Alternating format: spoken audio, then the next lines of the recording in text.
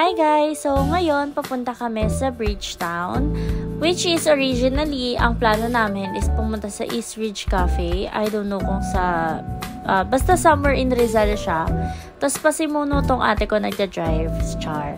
So ngayon na kami nagkasama-sama ulit, tapos nag late night drive kami, banding sana. Kasama namin yung kuya namin and yung asawa niya. So, yan, nauwi kami sa Bridgetown na lang kasi umulan na rin naman. So, ayun, hindi na kami lumayo pa. Tapos, may nakita kami mga bancheto. Ayan yung itsura. Tapos, ang daming mga tinda. So, ewan ko dito sa ate ko kung bakit sa dami-dami ng pwedeng bilhin ay ihaw-ihaw pa na nakakain naman namin halos madalas. Kesa, diba, yung mga tinda sa bancheto, hindi naman lagi. So, ayan yun. Tapos, during that time, may mga nagsasoccer. Ang galing. Kasi, 24 hours pa lang may nagsasoccer dun. Or, I don't know kung 24 hours or chika lang ng mga nandun yun. Basta mula daw umaga, may mga naglalaro na. So, rain or shine, naglalaro sila. And then, nakita namin tong Taste of Tindia. Yung mga,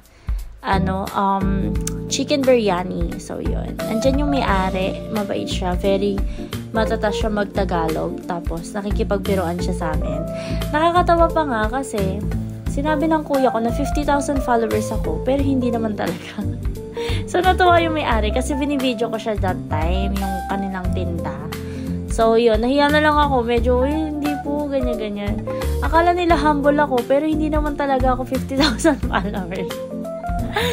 So, ayun, nakakatawa lang. Anyways, bumili kami ng tinda nila, plus bumili kami ng something na may inom.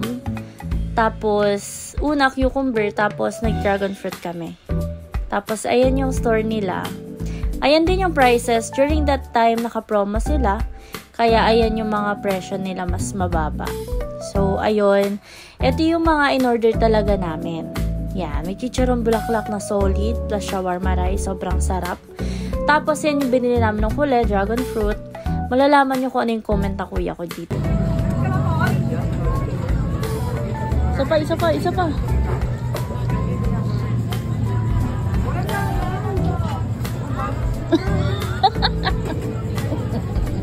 Sarap yung cucumber kanina. Diyan ka lang sa gilid na, oh. Hindi siya ganun ka-creamy.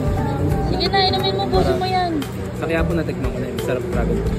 Ito pa mo na. Masarap dun. Tabak. So, pauwi na kami nito, tapos may nakita kaming pusa. So, sobrang cute niya. Ang ganda ng mata niya, tapos ang liit ng muka. So, babae siya kasi maliit yung mukha niya. Tapos, sa ganap nakakampi yung kuya ko, ito yung sinabi niya sa ate ko. Kikikay, masarap. Sakay, sakto lang. Kaya na. Yum. O, sa'yo na lang. Ha? Inom ka ba? Nasa bulunan ka eh. So, ayun, hindi pa siya tapos mag-rant dyan kasi 140 pesos yung size niyan, yung 1 litro na yan na dragon fruit. Hindi nila nagustuhan, pero ako nagustuhan ko. Anyways, uwi na kami guys dahil hinahanap na kami ng lola namin. Thank you Bridgetown sa food and nag-enjoy kami sa mga nakita namin na nagsasoccer. Yun lang. Bye!